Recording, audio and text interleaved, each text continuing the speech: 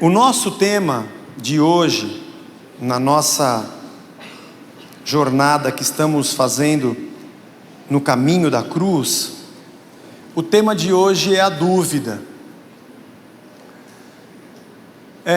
Encontramos vários tipos de dúvidas que surgiram enquanto Cristo fazia esse caminho.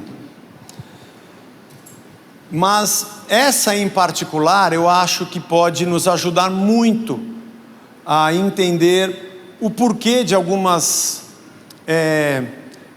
atitudes que a gente toma na nossa relação com Deus, por não entendermos direito o que está acontecendo. Você sabe que logo que Jesus morreu e ressuscitou, os discípulos voltaram a pescar. Está calor, né, irmãos? Eu vi algumas pessoas abanando. É porque o nosso projeto de ar-condicionado era de 10 aparelhos. E nós temos 4. Que aliás nós ganhamos de um irmão que de coração nos abençoou. Já que você vai ajudar na contribuição, já que você já vai, coloca um pouco a mais, né? Porque nós precisamos de mais uns 15 mil, só para a gente pôr pelo menos mais 2 aparelhos, para a gente melhorar um pouco aí. E peço a você que faça uma respiração anaeróbia, por favor, não respire, tipo fotossíntese, que aí a gente troca menos calor para o ambiente. E aqui no palco não tem nenhum ar, o ar que funciona é só aí. Então às vezes eu me derreto aqui. É o fogo, né, Zé? Não, é falta ar mesmo. Então, prosseguindo. Quando Jesus ressuscita, os discípulos voltam a pescar.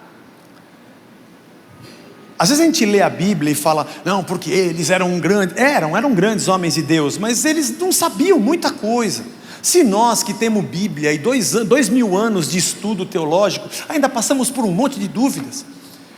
Os discípulos não leram o Novo Testamento.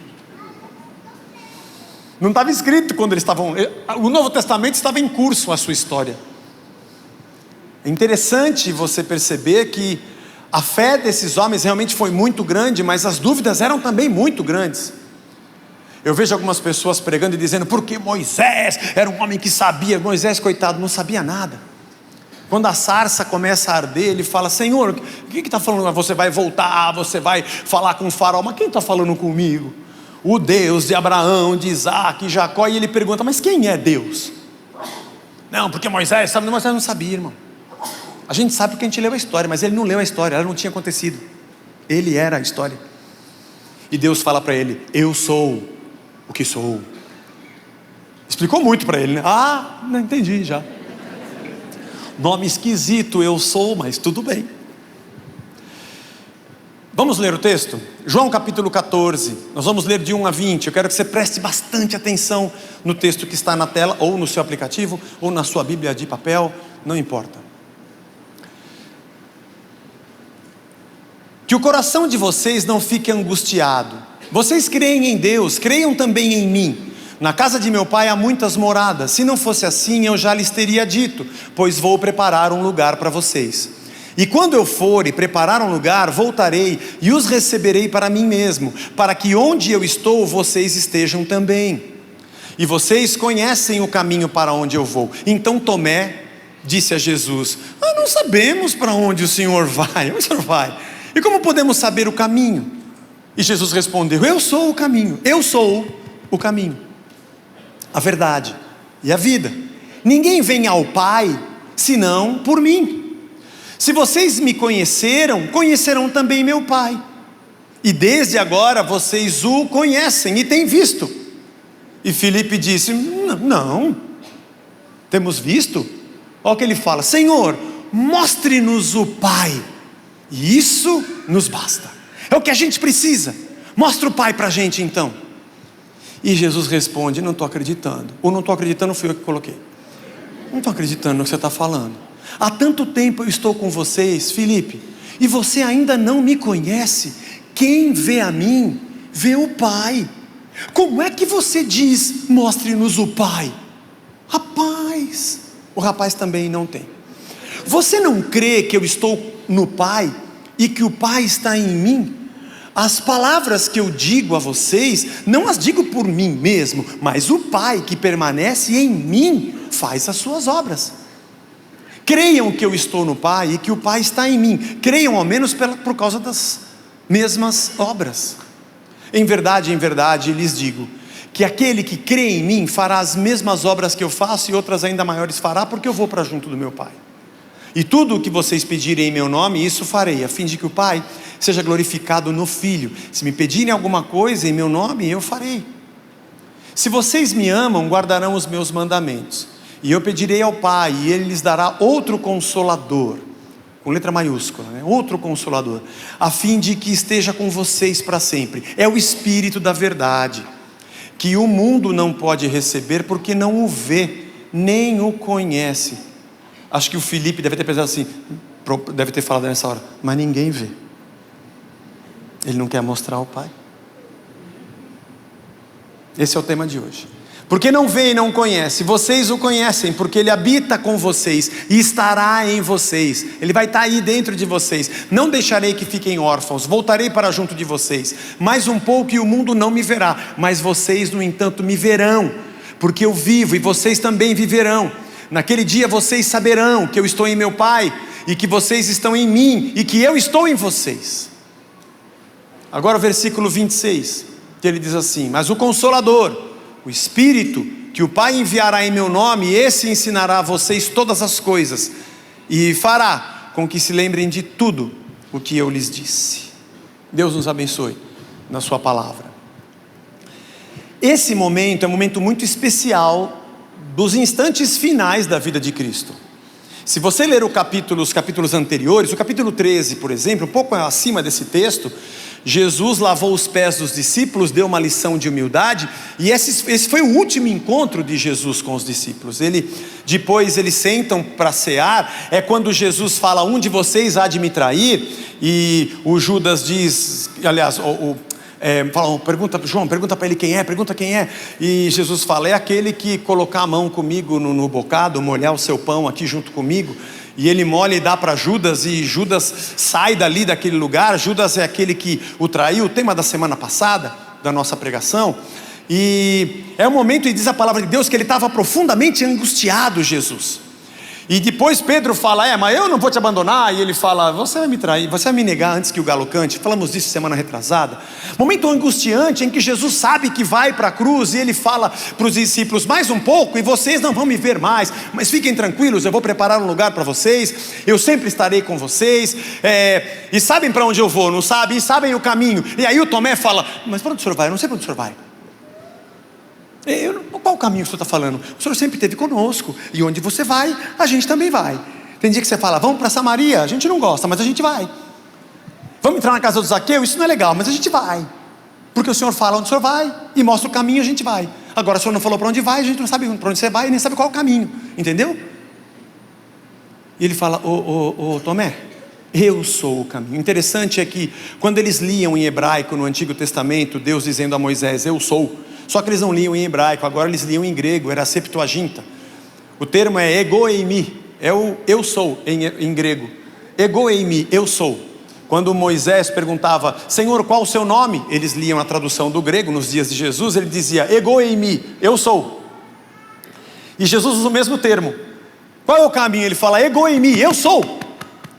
Dá para lembrar: eu sou, o Pai disse eu sou, então eu sou o Pai sou eu.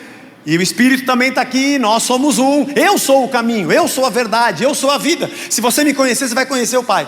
E o Pai vai aparecer para vocês, porque vocês vão conhecê-lo. Aí vem o Felipe: Jesus, sei que você está angustiado. É muita coisa, né, galera?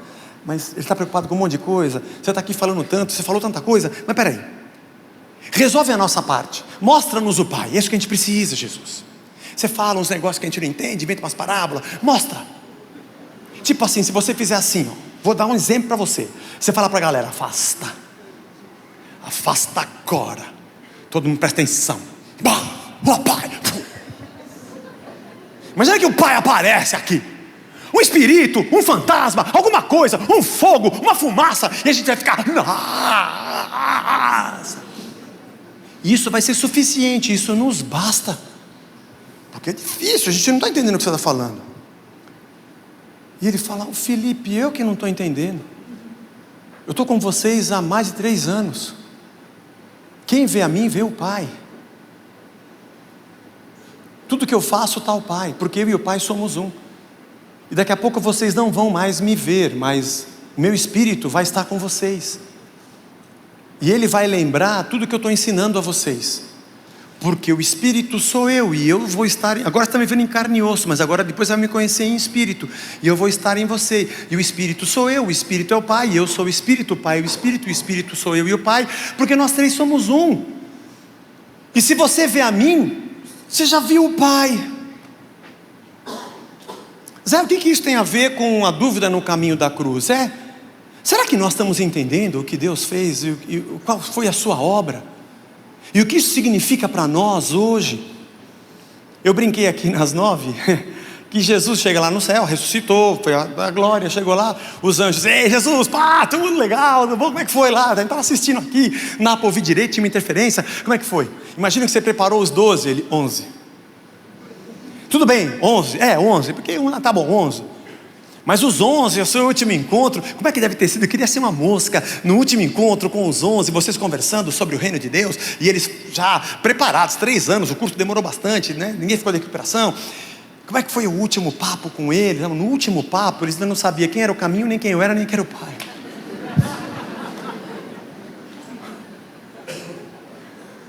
Depois eu ressuscitei e voltaram a pescar. E quando eu apareci na praia, acharam que era um fantasma ainda. Louco isso. Mas era eu. Eles tinham que entender o que está acontecendo. Entender que o que eles tinham ali não se chama vida. Eles respiravam e andavam num mundo de pecado que estava acabando, indo para o fim. Mas aí que eu apareci e disse, atenção galera, eu sou vida. E isso que vocês têm aqui não é vida. Eu sou a vida. O jeito de vocês viverem é esse aqui, ó. Porque eu sou a vida. O jeito de vocês pensarem é esse aqui agora, porque eu sou a vida. Arrependei-vos, é metanoia, troca o chip da cabeça, porque não tem mais a ver com o que vocês veem, sou eu. Vai devagar com essas coisas que vocês falam, porque verdade está aqui, ó. E eu sou o caminho, você quer saber? Pisa na pegada que eu pisei, porque eu sou o jeito que se vive, porque quem me vê já viu o Pai. Nós temos uma carência muito grande como seres humanos, porque a gente não sabe nada, a gente não enxerga nada, nós não sabemos o que vai acontecer daqui um segundo, a gente não tem controle de nada. Acho que é por isso que nós como seres humanos, a gente tem tantos sistemas, a gente quer ter tantas coisas controladas na nossa mão, a gente quer controlar pessoas, a gente quer controlar tudo que a gente vê. Quando alguma coisa está errada, a gente quer achar quem foi o culpado, porque nós acreditamos nessa nossa cabeça, que nós vamos conseguir ter um mundo, que nós vamos ter tudo no nosso controle, porque sempre temos o pecado, e o pecado é exatamente essa tentativa de sermos Deus, termos tudo, quando nós tivermos tudo no nosso controle. Acho que é por isso que a gente procura tanto seguro, é por isso que nós queremos tanto saber como dominar e controlar pessoas, para não perdê-las. Nós queremos ter tudo no nosso controle. A gente não sabe nada. Não enxergamos nem um palmo na frente do nariz. No meu caso, um palmo na frente do nariz é uma distância considerável. Eu precisaria trocar de óculos para conseguir enxergar. Mas um homo sapiens normal enxerga um palmo diante do nariz. Mas a gente não sabe nada. E nos achamos os donos do mundo. Mas essa carência que nós temos nos consome. Nós precisamos de confirmação. Nós homens trabalhamos e sempre queremos ter um feedback do que nós estamos fazendo profissionalmente. Se está bom, se está mal, é gente falando mal, é gente enchendo a paciência no dia a dia de trabalho. A gente precisa de sinais que mostrem para a gente que a gente está certo. Conversamos com os amigos do carro que a gente comprou, da funilaria que nós fizemos, e quando alguém fala, você escolheu esse é mais caro, você escolheu errado, a gente, não posso ter feito errado. Eu busco a aprovação de quem está ao meu redor, compartilho coisas para que as pessoas me aprovem. A gente até inventa mentira da nossa história só para ouvir muito bem, parabéns dos outros que estão ao nosso redor. As mulheres não são diferentes. Você nunca fala que me ama. Precisamos ouvir das mulheres. Toda hora que tem que ouvir que ama. Aí o marido fala, eu te amo. Agora não, porque agora eu falei. Você tem que falar quando eu não falar. Mas não acontece com todo mundo, eu não sei. Agora você vai falar só porque eu falei, então não adianta. A hora que eu não estiver falando, você fala. Porque se você falar só porque eu falei, não adianta você ter falado. Porque nós precisamos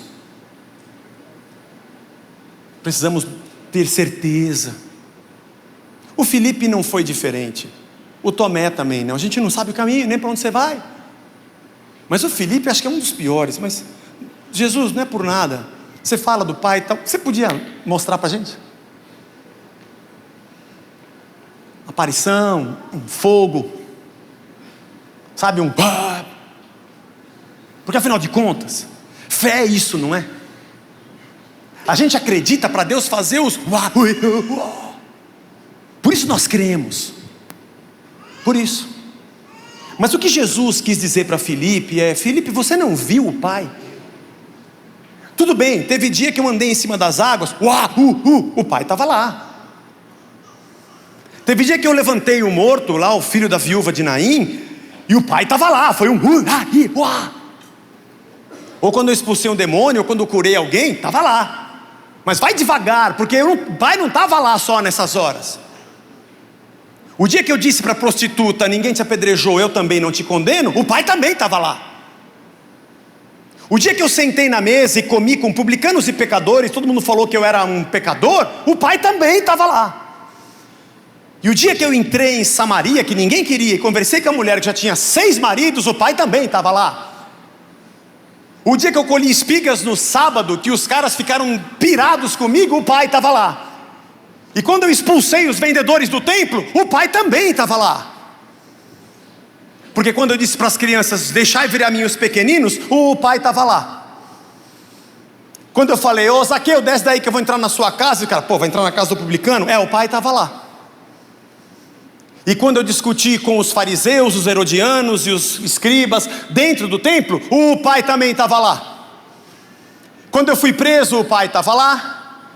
Quando eu disse para o Pedro, para de querer cortar a orelha do cara, e curei o cara, o Pai estava lá. Quando eu fiz o sermão da montanha, o Pai estava lá. É muito legal quando Jesus faz a multiplicação dos pães. Gosto desse texto. Ele falou a manhã inteira. Os discípulos cheios de dúvida, não está na Bíblia, mas eu vou aqui elucubrar, né? Cara, tá falando muito ele hoje, hein, meu? Caramba, apresenta a criança e faz não sei o quê. Quando é que vai começar a pregar? Quando é que vai chegar o uau? Porque a gente vem no culto para ver o quê? Uau! A fumaça sair, o fogo queimar, porque isso é poder. Aí demora, a pregação demora, e o povo já com a bunda formigando, sentado, demora. Aí Jesus chega e chama André, Felipe. Escuta, o povo está com fome, os dois. Né? Precisam dar alguma coisa para comer para esse povo. Jesus, não dá, mano. Seu culto demora muito, meu. E você fala. O povo já não quer mais ouvir, entendeu? Vamos mandar eles embora, que está na hora de eles irem embora. Porque eles se viram para comer. Porque primeiro, a gente não tem grana. Esse seu ministério sem pregação de prosperidade não vai dar certo. Nós não temos dinheiro para comprar pão para todo mundo, entendeu? Esse negócio de andar mais uma milha, oferecer a capa, né? Não ter onde reclinar a cabeça. Esse evangelho não é legal. Depois eu te ensino umas campanhas que você vai ver com tanta gente, é uma grana que a gente vai levantar. Então deixa para lá. Manda os caras embora. Aí Jesus fala assim, e também mesmo que a gente tivesse, vamos supor que desse o azar da gente ter dinheiro. Onde é que a gente vai comprar 15 mil pães? Não dá, e tem uns caras que comem muito mais do que 2. E sem comer a manhã inteira, os mortos de fome, não vai dar certo. Aí vem o André e fala, tem um menino aqui que tem 5 pães e 2 peixes. Quando eu fui para Israel em 94, faz muito tempo, tinha uma piada lá, que o milagre não, um judeu contou a piada, que o milagre não foi Jesus multiplicar os pães, foi o menino judeu entregar os pães. Não tem pão não, não tem pão nenhum não. Esse foi o grande milagre. Mas a piada foi eles que contaram, tá? Só repetindo. Estou vendendo pelo preço que eu comprei. Mas na segunda-feira vão me acusar já que eu estou sendo preconceituoso. Tá bom. Faz parte. Mas enfim. Só tem 5 pães, 2 peixes. Falando assim, Jesus, o culto demorou muito, você falou demais. E agora essa conversa aqui é muito blá blá blá. Sabe, vamos resolver logo. Porque não tem não teve hoje, não teve. Aí ele fala assim, manda o povo sentar. Já estão sentados. Então enroda. Enroda. Ele começou a partir, fez aquele milagre todo, você conhece. Nós corremos um erro terrível na nossa maneira de desenvolver a nossa espiritualidade. Achamos que Jesus só estava no que o poder foi a multiplicação. As palavras daqueles dias estão conosco até hoje e são vida e poder para nós. Conversar com os discípulos e dizer o que vamos dar de comer era uma lição de compaixão, vendo gente com fome. Multiplicar os pães é uma coisa que Deus pode fazer a qualquer momento, mas ter um povo que passa a manhã inteira ensinando é difícil achar. Ter gente pronta para ouvir a manhã inteira é muito difícil achar. Ter gente que olha para a multidão, em vez de mandar embora para casa, fala eu quero alimentá-los, é difícil achar. E nós achamos que o Pai só está nos momentos de poder. Eu acho que essa pregação explica muito do porquê fizemos a opção de sermos a igreja que somos. Porque agora é bem pouco, porque nossas pregações já estão aí, a galera já ouve, mas muita gente no começo vinha perguntar se tinha você profetiza, você unge, vocês fazem campanha, vocês fazem milagre, aqui tem uns E eu falava, não tem. Quer dizer, tem, mas não é assim. Eu fico aqui em cima pregando, e tem dia que eu estou aqui, domingo passado foi um dia desses, e eu vi gente chorando, tocada, quebrantada. Aliás, domingo passado foi um domingo muito especial. A gente não pode reproduzir, é Deus que faz, Ele fez domingo passado. Nós é que achamos que podemos fazer uma mandinga, uma pirotecnia, para o Espírito Santo fazer a mesma coisa. Isso é obra dele, não é obra nossa. Nós queremos ter controle de tudo. Eu vim na Casa da Rocha, mas a Casa da Rocha é uma igreja assim,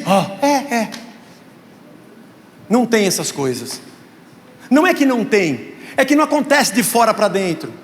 Se o Espírito Santo de Deus não fizer dentro de você, não adianta eu ficar aqui berrando, gritando, profetiza, fala em línguas, faça isso, não adianta, porque isso é de fora para dentro.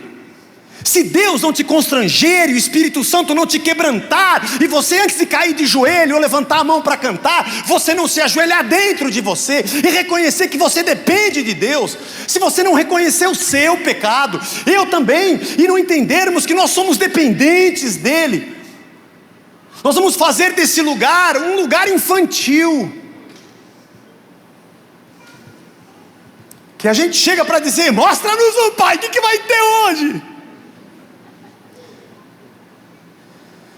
Às vezes fazemos da nossa reunião um circo,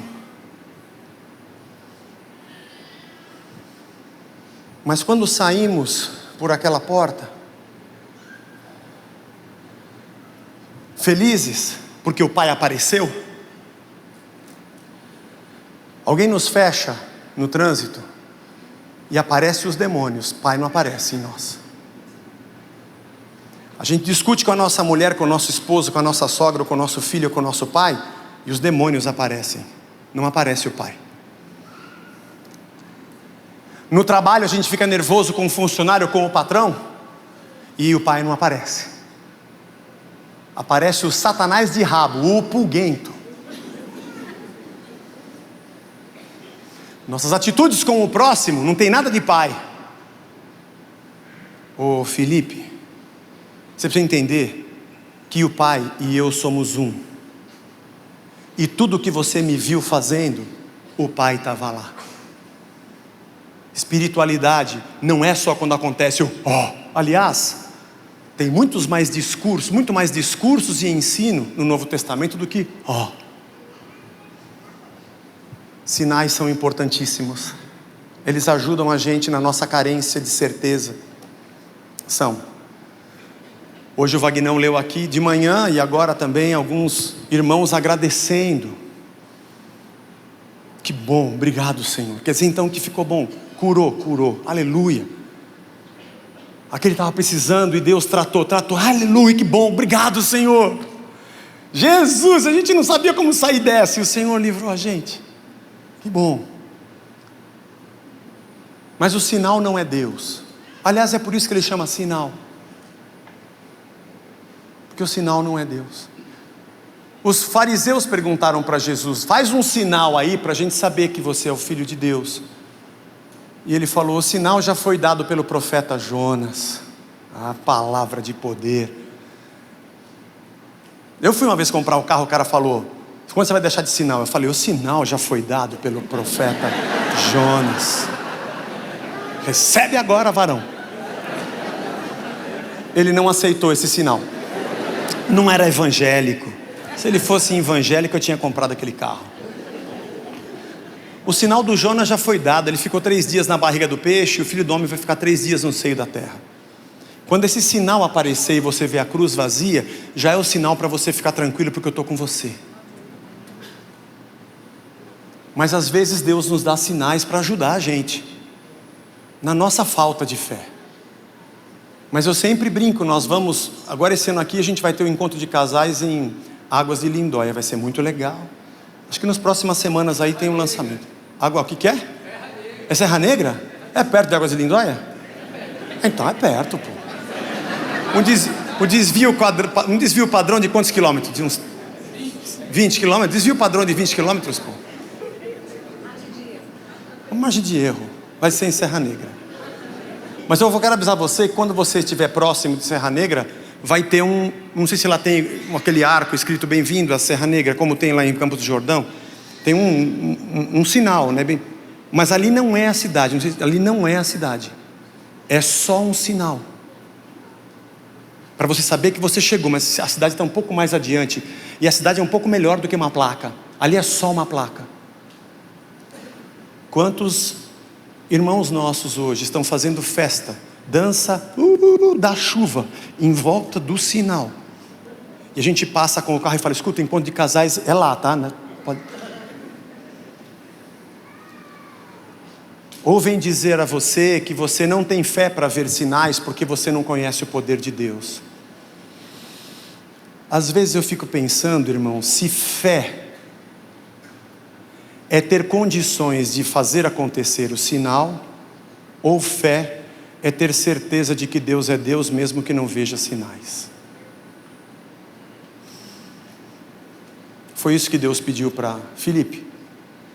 Você já está vendo, Filipe, tudo que eu fiz.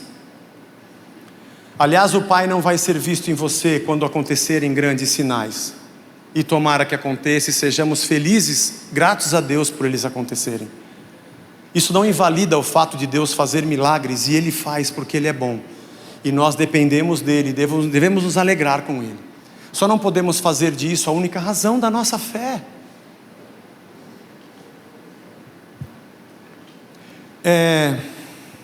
Deixa eu falar uma outra coisa aqui que eu não ia falar, mas eu vou falar. E quando eu falar, eu vou ter falado. Quando alguém do seu lado no seu trabalho fala assim: você é evangélico? Sou. Não para você, ele ouve, você está só ouvindo uma história. Já aconteceu isso com você? Você vê o cara conversando com outra pessoa: você é evangélico? Ele fala: eu sou. E você fala: putz, eu também sou. Deixa eu ver o que ele vai perguntar, porque daqui a pouco vai sobrar para mim. Ele fala assim: pô, e aquele pastor lá não sei o quê, o cara tá rico, anda de Mercedes, não sei o que lá. Aí fala do escândalo não sei o quê, vai falando um monte de coisa. A grosseria, a falta de educação, um monte de coisa. A politicagem que tem nas igrejas, ele fala um monte de coisa, porque o povo tem olhos, e quem tem olhos vê. Aí, o evangélico dá uma resposta: não, mas o meu irmão lá foi curado, e teve um negócio lá de poder. E nós dizemos assim: porque aqui está acontecendo uma coisa de poder, então Deus está aqui aprovando e assinando embaixo, e esse cara pode viver como um salafrário.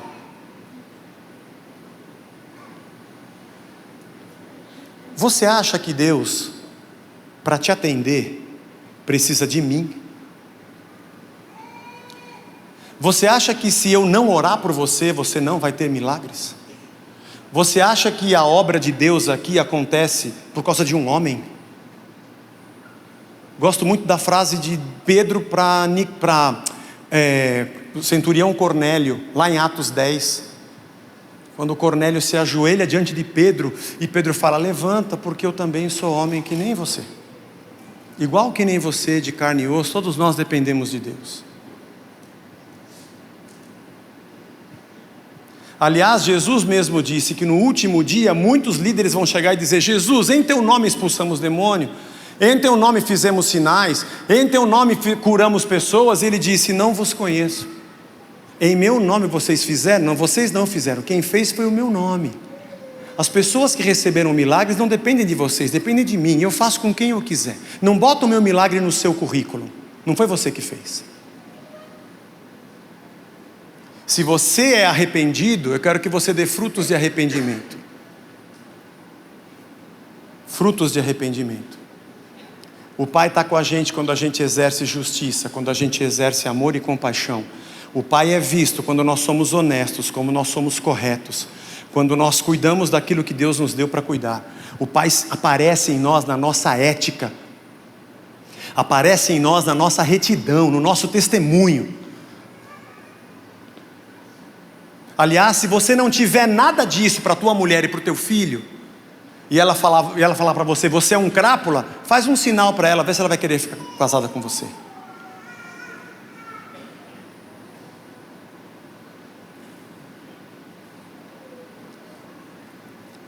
Eu acho que nós confundimos as coisas. Confundimos espiritualidade com os Louvor só é louvor se a gente ficar 3 horas repetindo a mesma frase de joelho. Porque tem que ter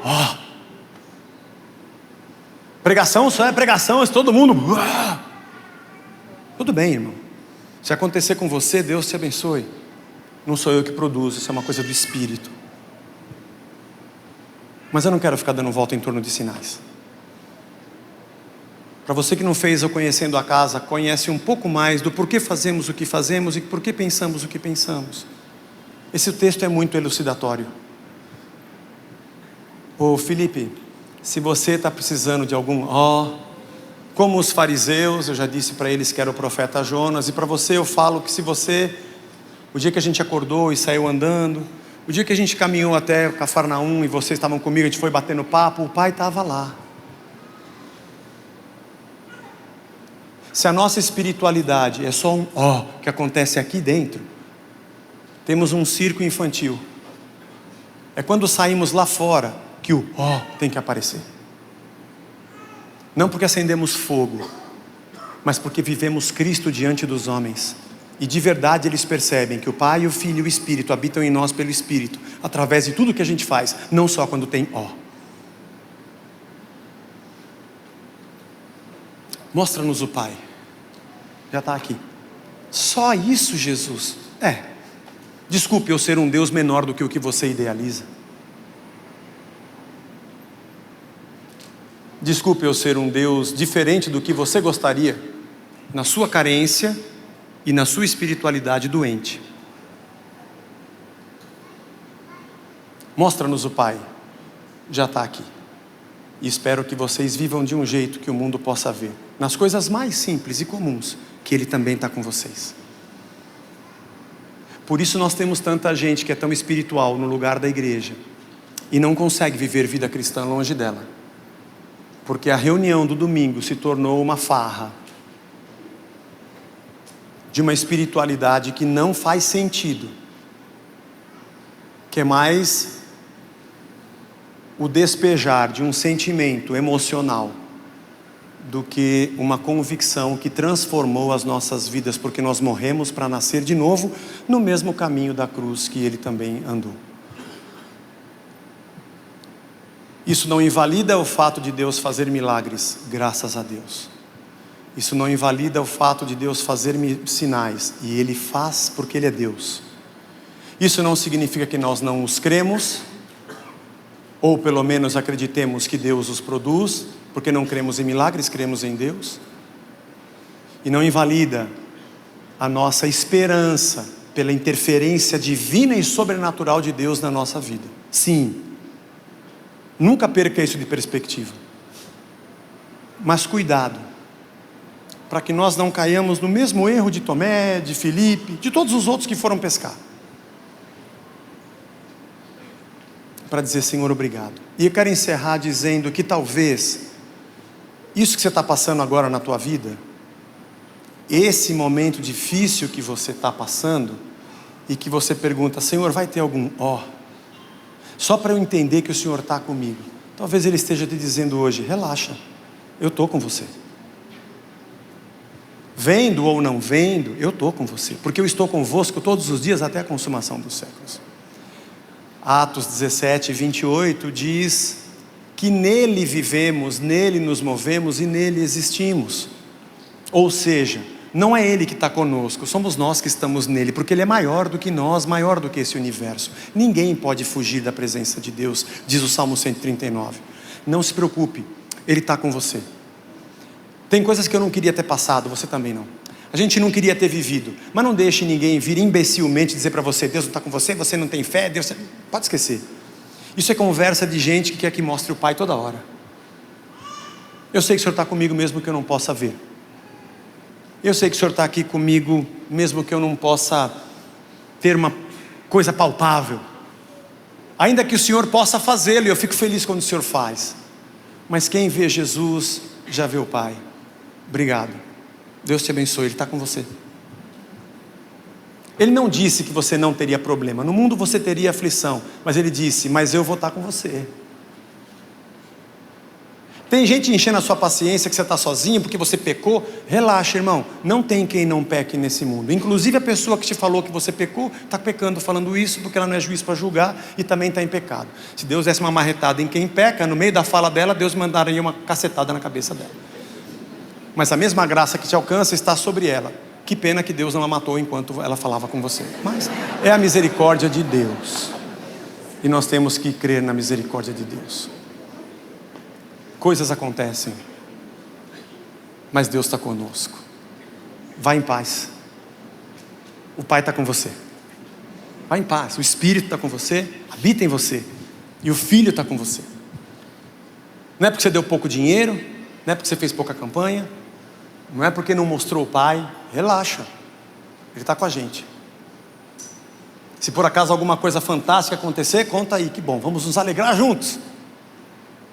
Mas afinal de contas a gente está sempre alegre, porque a gente sabe que Ele está conosco, todos os dias, até a consumação dos séculos. Vamos ficar de pé, e vamos agradecer. Feche os seus olhos e agradeça. Senhor, nós bendizemos o Teu nome santo. Na nossa carência, nas nossas dúvidas, coisas naturais, somos humanos, como o André, o Filipe e o Tomé. Às vezes a gente fica preocupado se o Senhor está perto, quer que o Senhor mostre o Pai. Esse caminho da cruz às vezes gera dúvidas para a gente. Ou estamos mais preocupados em ficarmos satisfeitos, é isso que nos basta. E somos um saco sem fundo, porque toda hora queremos ver algo sobrenatural. É a nossa falta de fé. Então nos ajuda na nossa falta de fé, Senhor. Precisamos mergulhar mais na Tua palavra e Te conhecer mais, Jesus. É tanto Satanás do nosso redor, dizendo que Deus não está conosco, que nós estamos abandonados, que a gente não tem fé, que não tem poder e não tem sinal. Nos ajuda a vencer a idiotice das vozes que querem falar o contrário da Tua palavra.